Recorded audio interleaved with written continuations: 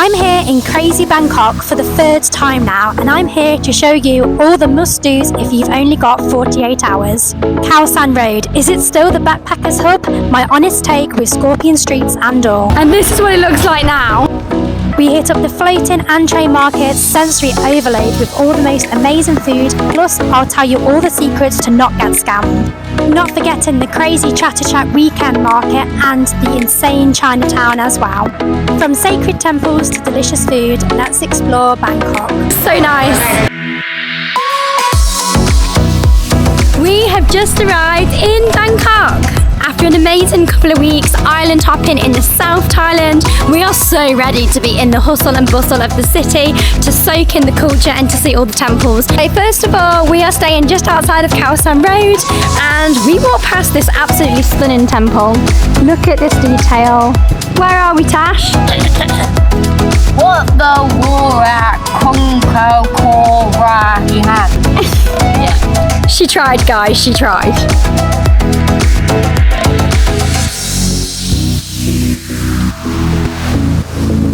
Quite nice to stay outside of the Khao San Road area, because the last couple of times I've been to Bangkok I've literally stayed on Khao San Road and all the busyness, so it's been really nice actually just walking through the city in the calmer bits and taking in kind of all the surroundings, being able to find places like this and just walk through. So we have just arrived on Khao San Road and it's very different to when we came kind of like 5 years ago, wasn't it? Yeah. It was very busy, there was rowdy, and it's still early so maybe it might get busier, but straight away we have noticed the difference. So when COVID hit, there was this massive clean-up here on Khao San Road. The government wanted this to be a little bit more of a family-friendly area rather than like a backpackers crowd. Oh, hello. It is very different, but yeah, we'll see what it's like on the night time. Oh, hello. Hi. How are you? I'm good. How are you? I put something on you. I've already eaten, but thank you. Drink. So I actually prefer the road next to Khao San Road, and you go down Susie Walking Street and it opens up and there's more restaurants here, a lot more bars, a nicer atmosphere. So we have stopped at Myth for some food. It's right next to Khao San Road and opposite the road that we were walking down before. It's like almost like a street food vendor, but they've got like little tables, so it's quite cute, and the prices are quite reasonable compared to Khao San Road, and there's really good reviews on the food. So we've just finished our curry. I am so full. That was amazing. I would probably say it's up there with one of the best Massaman curries I've had. How did everyone else find it? Yeah. Yeah? Thumbs up all around. Just opposite Khao San Road, there's this gorgeous temple which at sunset time looks stunning. Look at that. Wow. So it is a lot busier, but I think it's lost its charm where all the signs were up, there was all like drinks and little tables outside. Now it's more so like stores, some food, and yeah, not like kind of a vibe where you would come and like enjoy having loads of drinks or whatever. There's still the really weird stuff, the crocodiles, the scorpions, everything like that. So I would say if you want to come to do some shopping, to kind of be in crowds, then this is probably the good place. It's a good representation of like a night market rather than like a backpackers hub like it used to be.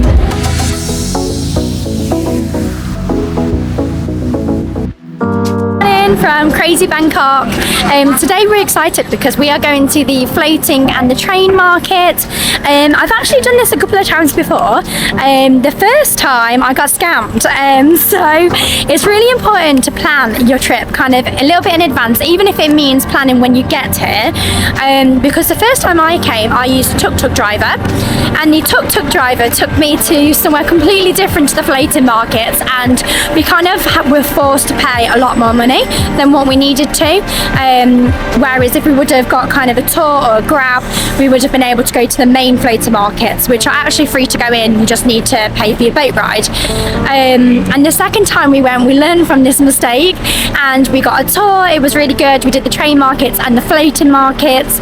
So once again we used Get Your Guide. It was about £20, so pretty good for a whole day, and it's about 7 hours.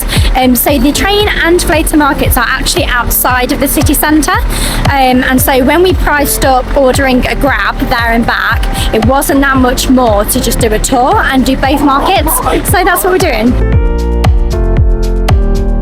So we've just arrived at the floating markets for our first stop of the day. So on the bus ride here, it was really good because our tour guide Tammy kind of talked us through pretty much everything you need to know about the markets, Thai culture, the religion, absolutely everything. So it was really interesting as we were making our way here.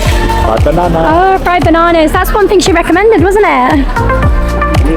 She also mentioned that all of the stalls here, because it's such a touristy place, are very expensive. So it's better to buy things at the railway market rather than the floating market. But there are some really nice stalls.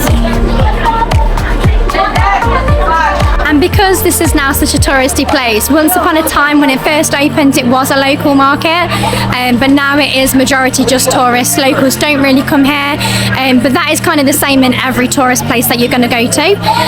But yeah, it's still pretty cool. We're looking forward to getting on the boat.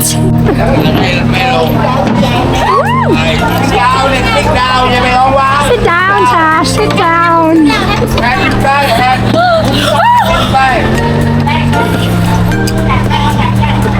So you can buy different bits when you're on the boat. There's all sorts of like fresh fruit, ice cream, bags, literally anything that you want whilst you're on the boat.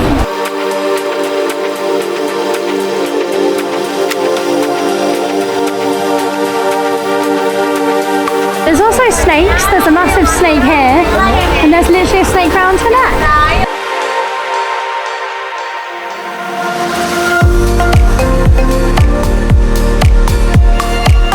So it started to open out a little bit more now, which is much better because we're not getting stuck, not literally attached to boats.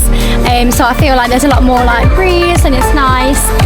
So yeah, it does like a whole loop round and we finished where we started. There's some nice artwork here. So we've now got an hour to explore. It's plenty of time because the market isn't actually that big. So we're going to have a look around. We're just crossing the bridge. So we've got all the market below us and the boats. And there's still sellers literally at every corner. So inside there's still loads of different stores. From where we got on and off the boat, our tour guide said to go over the bridge to the other side because there's a little bit more different options over here and it's a little bit better. And even though we're on like the main market strip, there's still boats here that are making all food. Gonna go karaoke? Sure. So we stopped to get some pad thai as it is lunchtime now. We've come to right at the end. There's this little place here. It's really cute and they do pad thai for really cheap. We've decided to go for vegetarian one today, but it's 70 baht, so that's cheaper than most places we've gone to. They've got a little history of pad thai section here, and they've got all the different options here. So yeah, nice. What's your name? My nickname is King.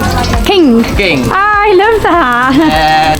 So actually we also learnt on the bus that a lot of Thai people have nicknames, so their own birth name is usually a secret. Ooh, nice. And so they use their nickname when they're out and about from, basically it's whatever their parents decide to nickname them, whatever they love. So you could have like apple, banana, this guy's called King. So yeah, it's really nice, and then they use that for the rest of their life. It's also really easy for like tourists to then understand because a lot of the actual Thai names are quite difficult to pronounce. So here's all the ingredients of a pad thai. It's almost like a cooking class watching you cook it. And this place was actually here in 1972. Yeah, in front of my That's house. crazy. This 50 years. This picture was taken by the Japanese tourists. Oh, so this is by the Japanese tourists that they took a picture of. That's crazy. I know I should probably use chopsticks, but I'm just not good at it. Do you want to add salt? Oh, that's nice. Lemon. Oh yeah, lovely. Thank you. Men say crap. Women say car. We've just arrived at the train market. So a train's going to come in about half an hour, so we've got a little bit of time to look around. It's very busy here. The market itself is actually a lot smaller than the floating markets. But yeah, it's pretty cool. So there's so many stalls all around, and there's like this red line that you have to stand behind when the train comes, and it's crazy to see how much they have to move everything in.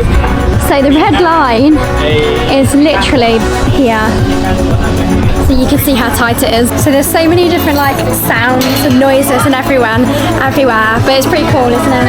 Yeah, watch your head on the bars though. Yeah, we just watched a guy absolutely walk into it. Ooh, I nearly tripped up as I said that. No, you're about to.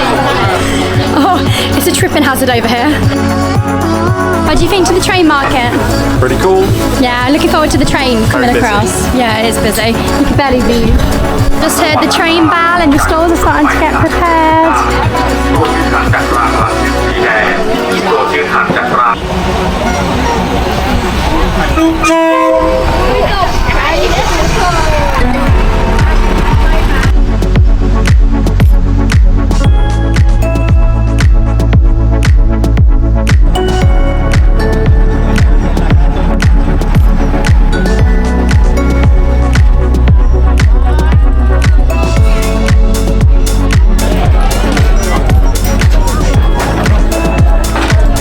And just like that, it all goes back to normal.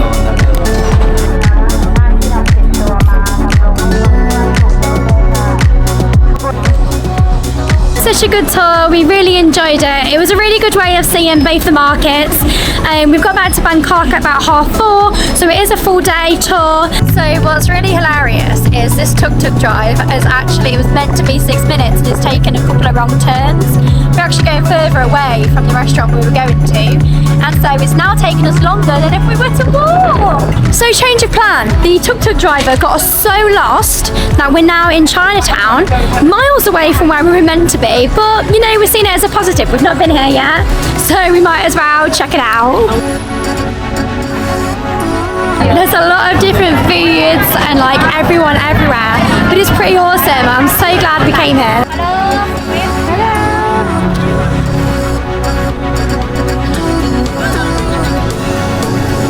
See, sometimes it's worth just going with the flow, and if your plans change, then just let them, because this is so cool.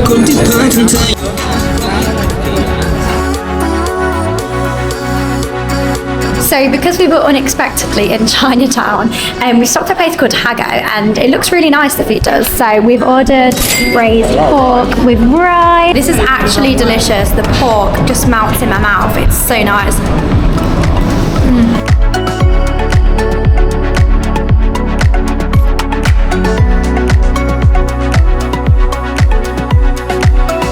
Just arrived in Chatuchak weekend market, and it is crazy here. It is huge. Literally everywhere you go there's a store. It goes on for absolutely ages, and you can literally get anything that you want from here, from souvenirs to clothes to shoes, spices, everything. Prices are already really cheap, but of course you can do some negotiating to get that price down a little bit too.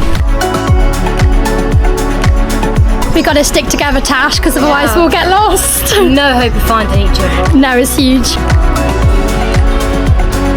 There is a really large map here as well, and the Chatuchak market is split into different sections. So if you find something you like, remember what section it's on if you're not going to buy it straight away. There's so many different options for food all along here too. This section is right next to the actual indoor market, and where there's aircon, so we cooled down a bit, and then we've come out to try and find some food. So we've stopped here, and pad thai is 50 baht. So that is really good, because inside when we were looking in the shopping mall, it was about 150, so we can literally get free for the price of one from in there. Yeah, and it looks really nice. Asha's got her pad thai, so she went for no spicy because she can't handle the spice. Hey! Thank you! Oh wow, that looks good! And we've got a little selection here to add to it, as if this is literally 50 baht, which is just over £1. That was a really good pad thai. If you are looking for cheap and cheerful, definitely come check this out. If you look towards the market, it's just here, the inside market where the shopping mall is, and it's literally just outside the doors. And of course, there are so many temples that you can visit here in Bangkok. There's the Temple of Emerald Buddha, the Temple of Dawn, the Reclining Buddha, the Golden Mount, the Marble Temple. There's just so many. We really enjoyed as well getting a boat across the river, seeing all the temples from this side. Although I will warn you, there is a very popular scam again to do with tuk-tuk drivers. So the second time I came to Bangkok, we got a tuk-tuk to the river so that we could have a river cruise and see all of these temples. And anyway, the tuk-tuk driver took us to a separate part of the river again, where we had no choice but to get on one of the boats that was massively overpriced. It went a little bit further on than the standard boats, and anyway, it was still a great time, but we just paid a lot more money than we needed to. So just avoid the tuk-tuk drivers for tourist attractions.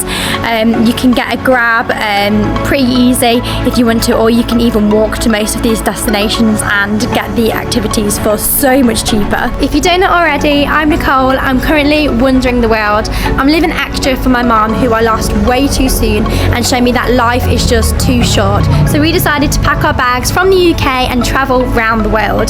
Don't forget to hit the subscribe button, as there is plenty more adventures coming your way.